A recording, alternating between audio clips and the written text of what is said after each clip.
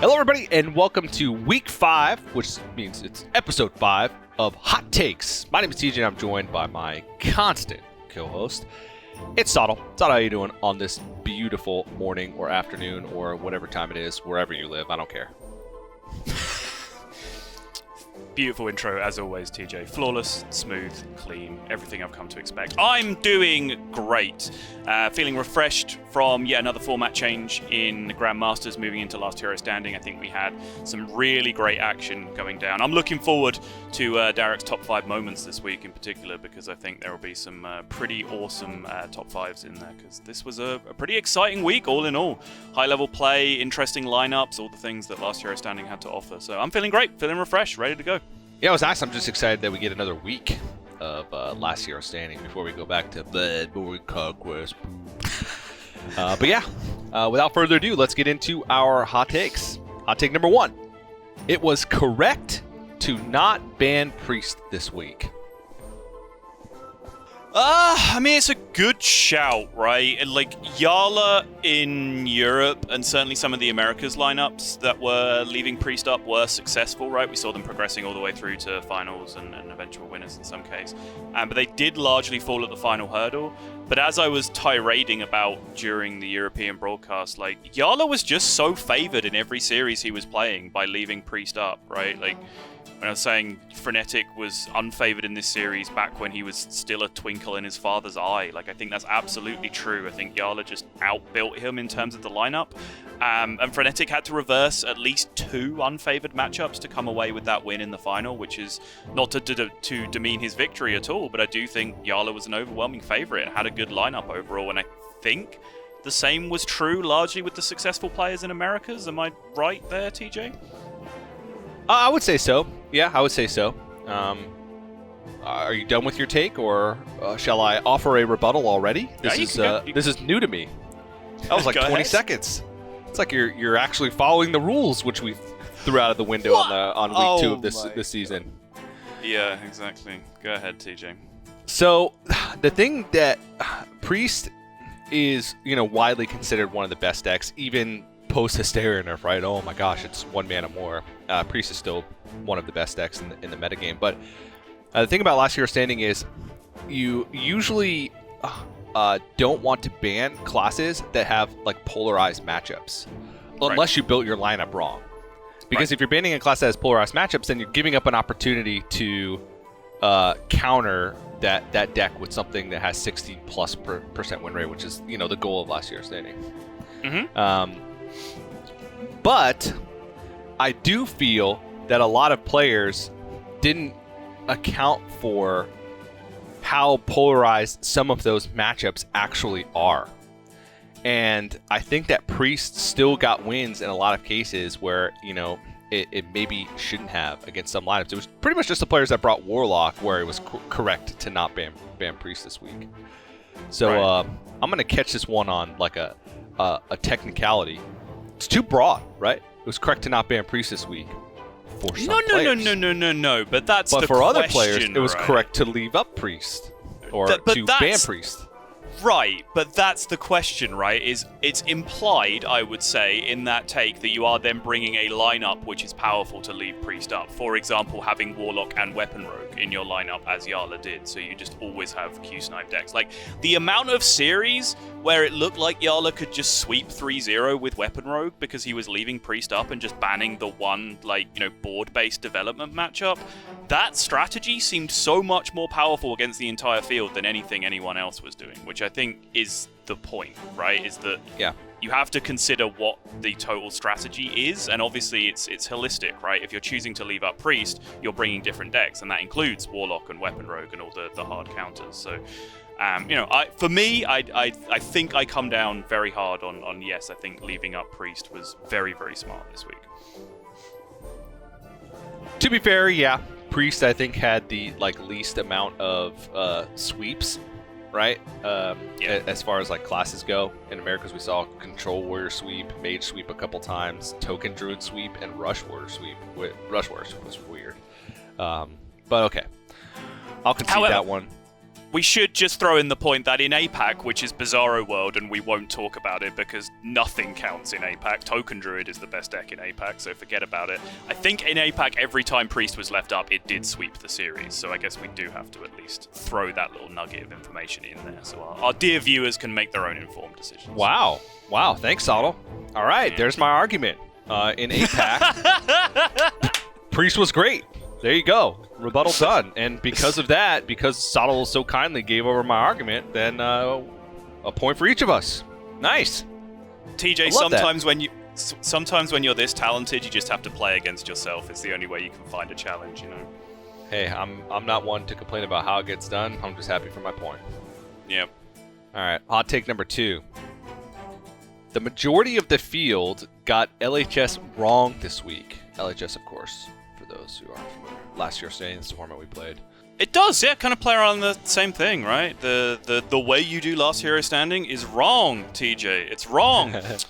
But yeah, I again, obviously, I have to come down on pretty much the same side because it's largely pushing the same idea. I know I did see a lot of players tweet about this in particular, and I think Viper expressed it the best, which was the plus side for the way that he approached it, which was just bringing good decks and not really engaging with the pick and counter pick and Q order and all the Last Hero Standing-y stuff that you can do, because it was fresh nerfs. That was the problem, right? So because it was fresh nerfs, no one really had any confidence as to what anyone else was bringing. So then the idea of like doing, okay, this will happen, I'll ban this, I'll Q-snipe this, I'll win every series 3-2 with this series of polarized matchups, is much harder to do because you have zero confidence in what your opponents are doing because everything is so turbulent. So I think that's the realistic argument for why a lot of players just still went with what looked like 4 good decks, right? Like a very conquesty looking lineup. But I am still very much of the opinion that if you choose to do that in Last Hero Standing, you are leaving massive percentages on the table. And I think we absolutely saw that, right? I think it was very clearly demonstrated by when the field thinned out. The remaining players, like in the top 4s or the 2 players that made the finals, for example, had much clearer Last Hero Standing reliant strategies in their lineups, right? You could identify it with the tech cards they were playing, with their Q order, with the matchups they were looking to play. So I think it was demonstrated pretty clearly that the players who got Last Hero Standing right were rewarded and the players who got it wrong were punished. Well, even if you go back to when Last Hero Standing was, one of the main formats. And I will admit I don't have much experience with this, but, Lorenda's talked to me about it for hundreds of hours at this point in the past 2 days. There was multiple strategies for Last Hero Standing. Just bring good decks that don't have, like, polarized matchups that aren't super counterable is a reasonable strategy, right? Or even, like, these decks where they beat themselves just as often as other decks beat them, right? I'll call them high roll decks that can beat anything on any day just with the right draws. I've put Token Druid in that field. I will also put like Weapon Rogue in that category. Mage to an extent, right? In Canner's Flow, you're going to beat just about any deck. So I think that we can't say that the majority of the field got it wrong because there is multiple strategies to go through. There was players that didn't necessarily have counter strategies in their lineup, like No Hands, for example. Even Luna, to an extent.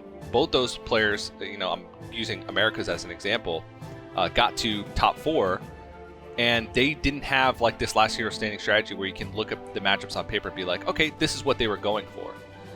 It was just they brought decks that can sort of beat anything in the metagame at any given time. They just weren't relying on counter Q strategies. They were relying on just their own confidence in the deck. And sometimes, especially after fresh nerfs, you can rely on comfort still, even though Last Year's Stand gives more room for those counter strategies, like the players that did bring like Yarla, who brought Control Warlock and Weapon Rogue, or Fled and Eddie, who both brought this full control lineup with one aggro deck.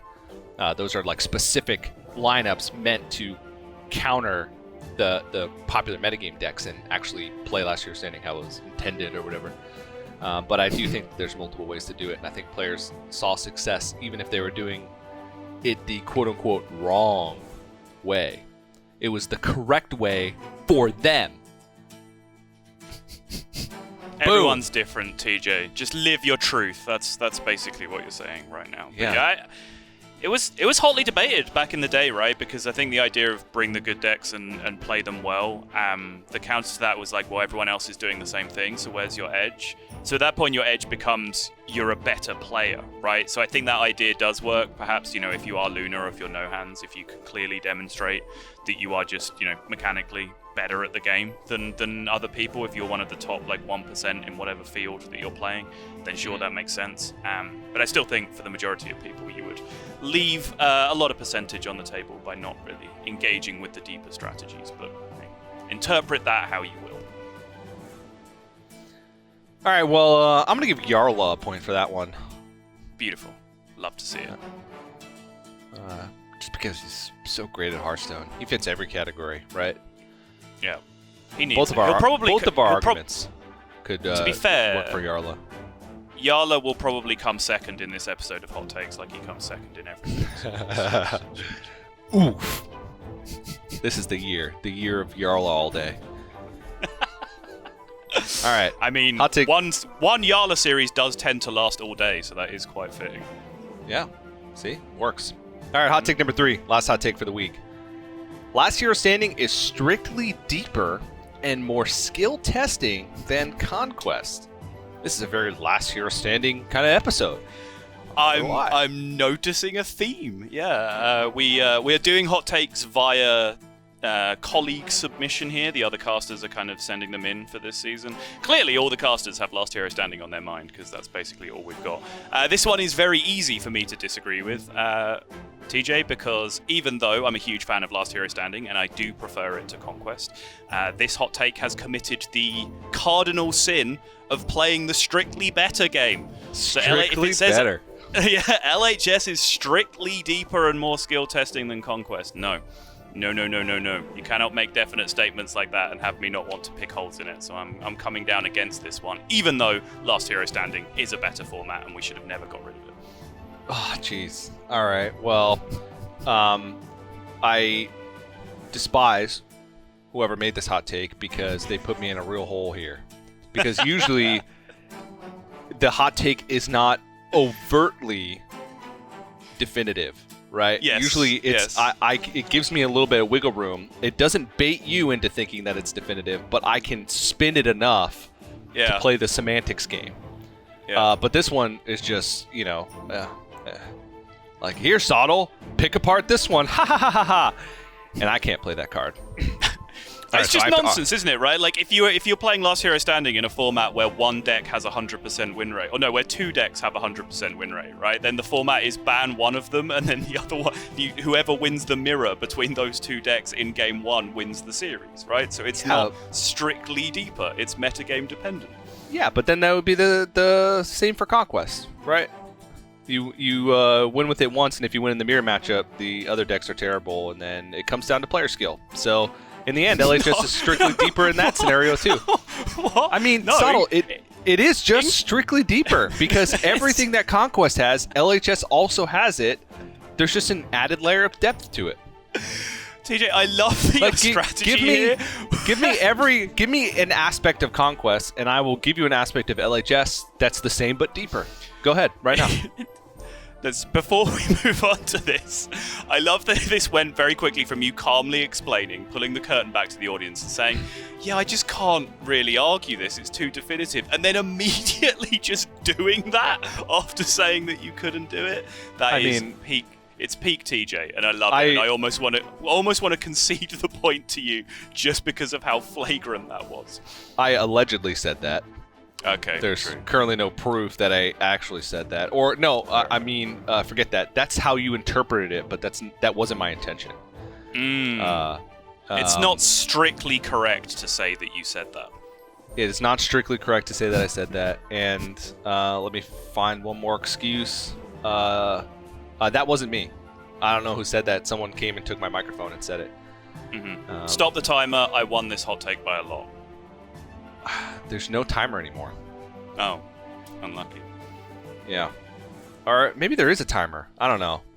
whatever. Put up a 5-second timer, and Sottle, your time's up. You didn't answer my last question, so you're disqualified. All right. Good. Well, cool. I get a point for that one too. So final score is TJ. I think I earned like 6 points. Yarla 2 and Sottle 1. Put that one in the books. Another week of hot takes in the books, and TJ wins again. Any final thoughts? And another very consistent performance from Yarla, where he doesn't actually end up winning anything. You'd love to see it. Love to see it.